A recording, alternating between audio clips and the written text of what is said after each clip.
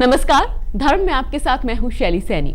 आज की इस खास पेशकश में हम आपको बताएंगे कैसे महाशिवरात्रि के मौके पर आप महावरदान की प्राप्ति कर सकते हैं। वो कौन से 9 उपाय हैं जिनके जरिए आप प्राप्ति कर सकते हैं महावरदान की, और ये बताने के लिए हमारे साथ स्टूडियो में मौजूद हैं सत्येंद्र नाथ जी। बहुत बहुत स्वागत है आपका। धन्यवाद। आपसे हम जानेंगे वो 9 उपाय कौन से हैं और किस तरह से हमारे दर्शक प्राप्ति कर सकते हैं प्रसन्नता की और महावरदान की। लेकिन उससे पहले महाशिवरात्रि का क्या महत्व है ये जान लेते हैं। हे शिव शंकर हे करुणाकर, सुनिए अर्ज हमारी। हे शिव शंकर शिव के प्रिय नक्षत्र में आई महाशिवरात्रि। अर्ज हमारी।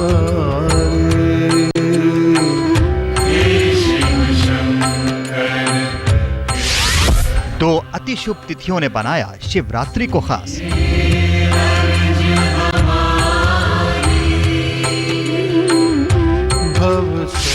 कामदेव से मिलेगा सुखी दाम्पत्य जीवन का आशीर्वाद।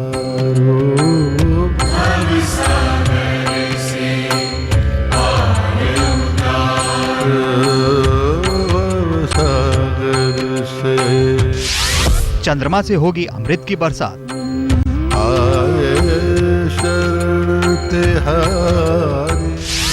पूजा के 9 विधान दिलाएंगे महाशिवरात्रि का महावरदान।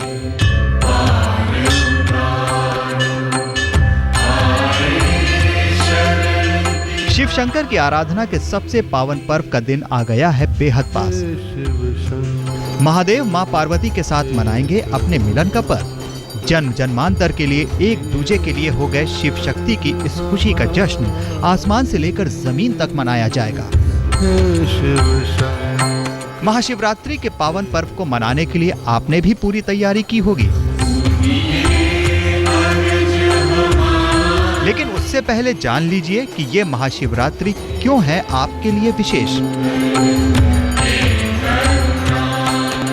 यूं तो हर साल चतुर्दशी तिथि में शिवरात्रि का पावन पर्व मनाया जाता है, लेकिन इस बार शिवरात्रि के दिन यानी गुरुवार को 2 तिथियों का अद्भुत मिलन देखने को मिल रहा है। जहां एक तरफ शिवरात्रि की सुबह त्रयोदशी तिथि में होगी, वहीं गुरुवार रात 8:21 पर चतुर्दशी तिथि आरंभ हो रही है। इन दोनों तिथियों के मिलन के कारण शिवरात्रि पर प्रदोष व्रत के पूजन का भी फल भक्तों को प्राप्त होगा, जिसे महादेव का प्रिय व्रत माना जाता है। और इसमें गौरी शंकर पूजन का विशेष महत्व होता है। इतना ही नहीं, जहां एक तरफ त्रयोदशी तिथि के स्वामी कामदेव हैं, तो वहीं चतुर्दशी तिथि के स्वामी स्वयं भोले भंडारी हैं। सोने पर सुहागा की स्थिति बनाई है शिव के प्रिय श्रृंगार चंद्रमा ने, क्योंकि इस बार महाशिवरात्रि श्रावण नक्षत्र में पड़ी है, जो शिव का प्रिय नक्षत्र है। और श्रावण नक्षत्र के स्वामी स्वयं चंद्रमा है। महाशिवरात्रि शिव और शक्ति के मिलन की रात्रि मानी जाती है। ऐसे में गुरुवार को आपके पास वो मौका है जब भगवान शिव के अभिषेक, उनके दर्शन पूजन से सुखी दाम्पत्य जीवन के साथ साथ उत्तम स्वास्थ्य और सौंदर्य का भी वरदान पा सकते हैं। तो वहीं व्यापार और नौकरी पेशा लोगों को होगी धन की प्राप्ति। ज्योतिषाचार्यों के मुताबिक शिवरात्रि के अवसर पर मंत्र साधनाएं अपने आप ही फलीभूत होती हैं, लेकिन देवगुरु बृहस्पति का दिन होने से मंत्र साधना और शिव आराधना का फल भक्तों को अति शीघ्र प्राप्त होगा। श्रवण नक्षत्र होने से विद्यार्थियों और युवाओं को शिवरात्रि में शिव से मिलेगा अच्छी शिक्षा और धन का वरदान। कहा जा रहा है कि ऐसे शुभ योगों वाली महाशिवरात्रि में किसी भी प्रहर अगर भोले बाबा की आराधना कर ली जाए और इच्छा पूर्ति का वरदान मांग लिया जाए, तो मां पार्वती और त्रिपुरारी दिल खोलकर कामना पूर्ण करते हैं।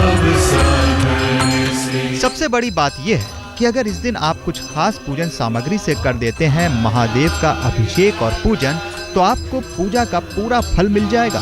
भोले भंडारी जल्द प्रसन्न होकर राह के कांटे चुन लेंगे और सुख समृद्धि से भर देंगे अपने भक्तों का जीवन। आज तक ब्यूरो।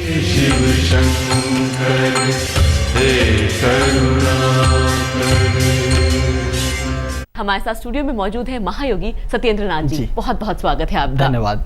आपसे हम जानना चाहेंगे कि हमारे सभी दर्शक महाशिवरात्रि पे ऐसा क्या कर पाए, क्या वो 9 उपाय हैं कि उनको महावरदान मिल जाए। जी, तो सबसे पहले हम रुद्राक्ष के बारे में जानना चाहेंगे।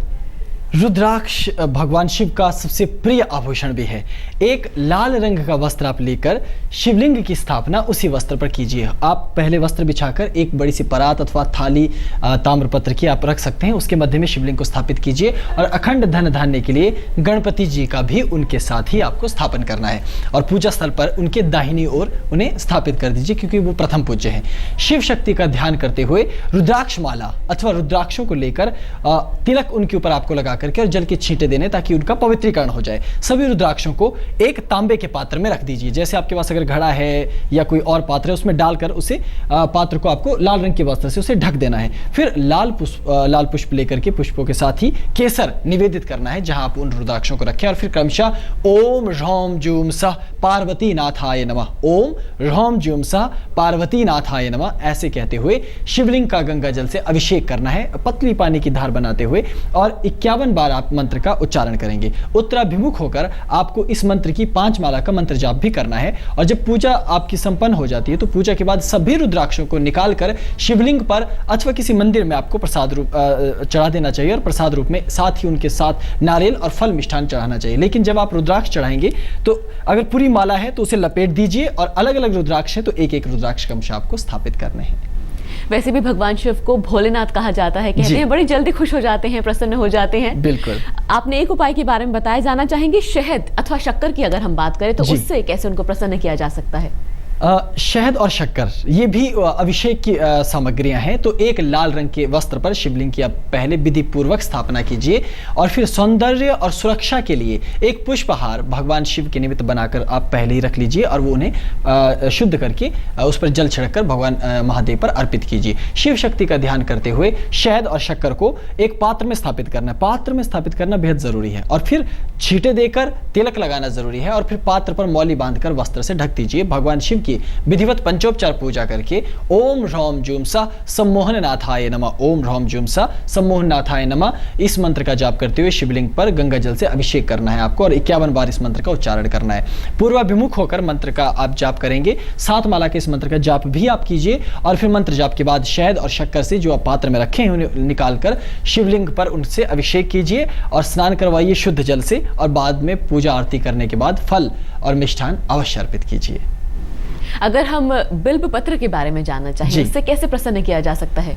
बिल्व पत्र एक लाल रंग के वस्त्र पर सर्वप्रथम भगवान शिव को स्थापित करके अकाल मृत्यु नाश के लिए बिल्व पत्र विशेष लाभ देने वाला है। तो भगवान शिव से प्रार्थना कीजिए और एक छोटा त्रिशूल भगवान शिव को विशेष तौर पर अर्पित करना चाहिए यदि कोई मार्केश अकाल मृत्यु इत्यादि का योग है। तो शिव शक्ति का ध्यान करते हुए बिल्व पत्र को तिलक करके जल के छींटे दे करके बिल्व पत्रों को एक थाली में स्थापित कर दीजिए। फिर रक्त वस्त्र से उसे ढककर रख दीजिए और फिर क्रमशः भगवान शिव का विधिवत पूजा करके पंचोपचार फिर मंत्र से अभिषेक कीजिए। आपका मंत्र है ओम ह्रौम जूम सह मार्कंडेय नाथाय नमः, ओम ह्रौम जूम सह मार्कंडेय नाथाय नमः। तो गंगा जल से आपको 51 बार इस मंत्र का उच्चारण करते हुए पहले तो अभिषेक करना है और जब अभिषेक पूर्ण हो जाए तो उत्तराभिमुख बैठ करके इस मंत्र की प्रस्तुत मंत्र की 9 माला का जाप करना है।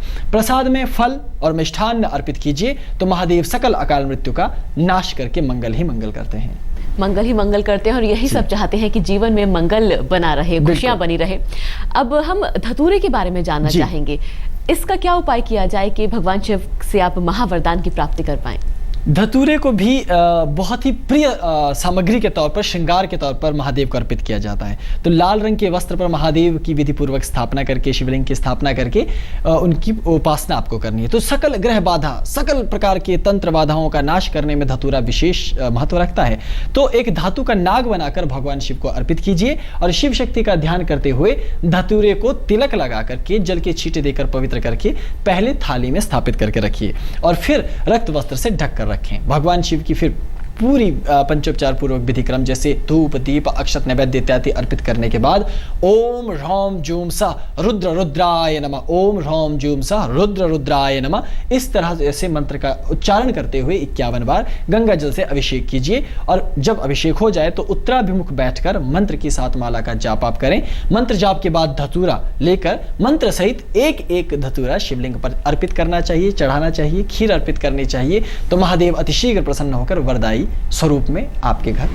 चलिए, हम बात कर रहे हैं लगातार के कौन कौन से उपाय किए जा सकते हैं। अब मैं आपसे जानना चाहूंगी भांग के बारे में। जी, उससे क्या हम कर सकते हैं ऐसा कि महावरदान की प्राप्ति हो? भांग को विजया कहा जाता है और महादेव की उपासना में उसका विशेष महत्व है। तो लाल वस्त्र पर शिवलिंग की स्थापना करके आप उनकी पूजा करें। तो दाम्पत्य सुख, गृहस्थ सुख के लिए और प्रेम इत्यादि के वर्धन के लिए ये बेहद महत्वपूर्ण औषधि मानी गई है। और श्रृंगी, एक धातु का बना हुआ जो श्रृंग होता है जिससे उनका अभिषेक करते हैं, वो महादेव को आप अर्पित कीजिए और शिव शक्ति का ध्यान करते हुए भांग की ताजा पत्तियों को तिलक करके उन्हें जल के छींटे दे करके एक थाली में उन्हें स्थापित करके रक्त वस्त्र से उन्हें ढक दीजिए। भगवान शिव का विधि पूर्वक पंचोपचार पूजन कीजिए और फिर क्रमशः ओम ह्रौम जूम सह विश्वनाथाय नमः, ओम ह्रौम जूम सह विश्वनाथाय नमः मंत्र का उच्चारण करते हुए 51 बार गंगा जल से आपको अभिषेक करना है। और फिर जब अभिषेक पूर्ण हो जाए तो पूर्वाभिमुख होकर मंत्र की 5 माला का जाप आपको करना है। और मंत्र जाप के बाद भांग की पत्तियों को आपको शिवलिंग पर स्थापित करना है, उस पर अर्पित कर देना है, चढ़ा देना है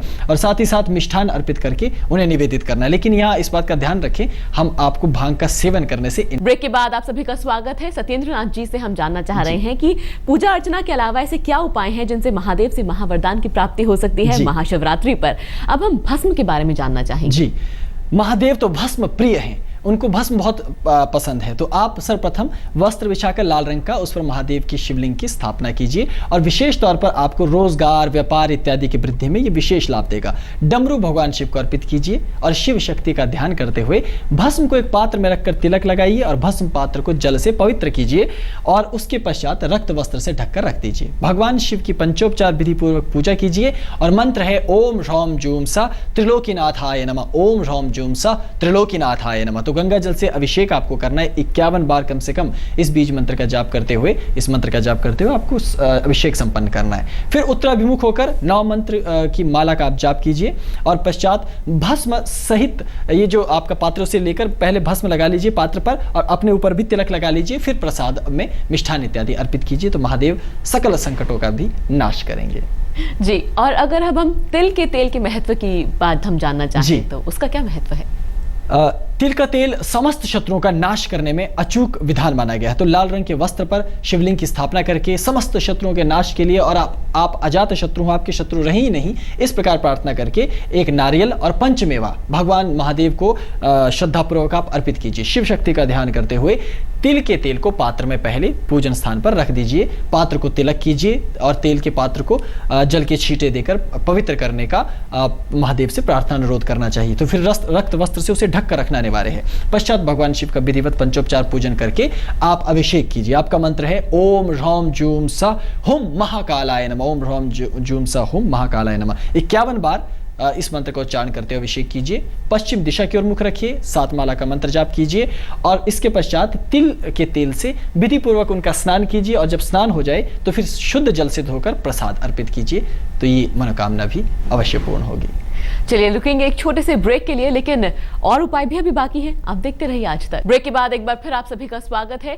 शुद्ध जल के बारे में अब सत्येंद्र नाथ जी आपसे ये जानना चाहेंगे, उससे ऐसा क्या उपाय किया जा सकता है कि महादेव प्रसन्न हो जाएं? महादेव को शुद्ध जल और हिम जल अर्थात बर्फ वाला पानी अवश्य चढ़ाया जाता है। तो रक्त वस्त्र पर महादेव की स्थापना कीजिए और उसके पश्चात उनसे अनुरोध कीजिए, क्योंकि रोग नाश के लिए, स्वास्थ्य के लिए ये अचूक उपाय है। उनको गूगल की धुनी दीजिए, शिव शक्ति का ध्यान करते हुए शुद्ध जल को और या फिर हिम जल को पात्र में रखकर तिलक करके जल से छींटे देकर उसे स्थापित करके रखना चाहिए, रक्त वस्त्र से ढककर। फिर विधि पूर्वक पंचोपचार पूजन कीजिए। ओम ह्रौम जूम सा अमृतेश्वराय नमः कहते हुए दूध से अभिषेक कीजिए शिवलिंग का और इसी मंत्र का 51 बार उच्चारण कीजिए।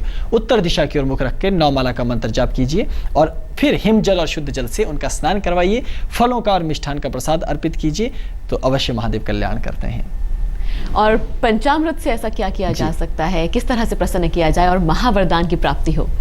आप रक्त वस्त्र पर ही शिवलिंग की स्थापना करेंगे और जिससे भाग्योदय आपको प्राप्त होगा, आध्यात्मिक उन्नति भी आपको मिलेगी और समस्त सुख मिलेंगे। एक पुष्प और बिल्वपत्र इत्यादि भगवान महादेव को अर्पित कीजिए। शिव शक्ति का ध्यान करते हुए पंचामृत को पात्र में रखकर क्रमशः तिलक करके और उसे गंगा जल से पवित्र करके रक्त वस्त्र से ढककर रख दीजिए और तब तक आप भगवान महादेव की विधिवत पंचोपचार पूजा संपन्न कीजिए और फिर अभिषेक कीजिए। आपका मंत्र है ओम ह्रौम जूम स ईश्वराय महेश्वराय नमः। इसी मंत्र से आपको 51 बार मंत्र का उच्चारण करते हुए अभिषेक करना है। पूर्वाभिमुख होकर आप 10 माला का मंत्र जाप करके प्रसाद अर्पित कीजिए और साथ ही साथ आप इस पात्र में रखी हुई ये जो पंचामृत है इसी से अभिषेक करेंगे और इससे आपके घर में समस्त प्रकार की सुख शांति और समृद्धि अवश्य महादेव प्रदान करते हैं, लेकर आते हैं। सत्येंद्रनाथ जी, बहुत बहुत शुक्रिया आपका। महाशिवरात्रि पर आपने बताया किस तरह से 9 उपाय के जरिए हमारे दर्शक महावरदान की प्राप्ति कर सकते हैं महादेव से। इस खास पेशकश में इतना ही, लेकिन आप बने रहिए आज तक के साथ।